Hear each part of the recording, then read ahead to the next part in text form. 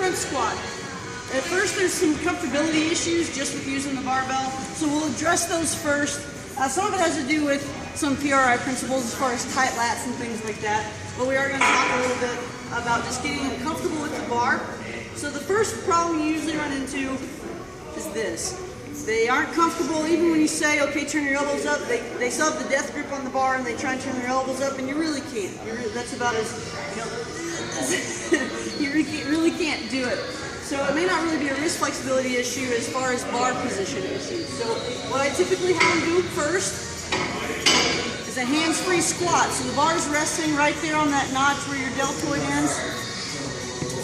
And then, so there is a little pressure on your neck. There's a little bit of weight on your chest. But they figure out, oh, I can still breathe, I can still talk, I'm not going to get choked out because I have the bar up so high. Because a lot of them want to have it down here on their shoulder because they don't want it anywhere near their neck.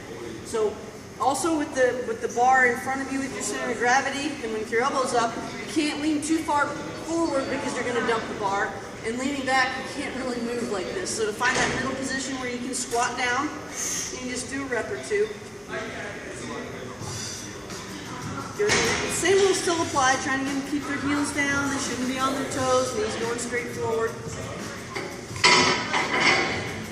So if after that, when you get them to pop the grip open and not maybe have to have the death grip on the bar, if they still are down here so the grip's open but my elbows are still down, that might really be a mobility issue, whether it be wrist flexibility or lats. So what we're going to do is we'll start with the straps. It's not a new thing. This is a pretty standard way of teaching the front squat. And again, why front squat's part of this progression is because you do have to have your abs on a little bit more. It does kind of force more of that neutral position and let them get comfortable with what it feels like to have your abs working for the entire squat. So squatting down, just do a rep or two. And go ahead and stay down there on your second one. This is a great stretch, especially when the weight's light, is a squat stretch. Squatting down and getting them to just sit. In through their nose, out through their mouth, trying to fill up their belly breathe. And then as they get more comfortable sitting there, because they may still sit here like this with their elbows down, but they can turn their elbows up a little bit more. And then stand up, and then they may need a break for this, but maybe that then now, instead of standing here, move your hands a little bit farther down the straps. So now, it's a way of stretching them out. Now my hands are closer, working them down the straps just like you normally would. Go down the straps, and they may be down a little bit to start, and then as they're breathing, be able to sit up a little bit with those elbows. So he was pretty upright to begin with, but being able to move your hands down and still keep your elbows up is a great stretch. So now we'll turn him around so that way you can see his back position for just a regular front squat.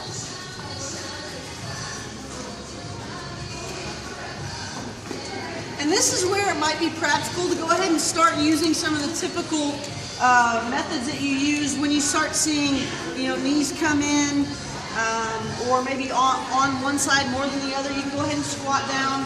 If they can't, stay neutral right here. All right, go ahead. You don't have to pause at the bottom. You can just kind of keep going. You can just stop right below parallel. Okay.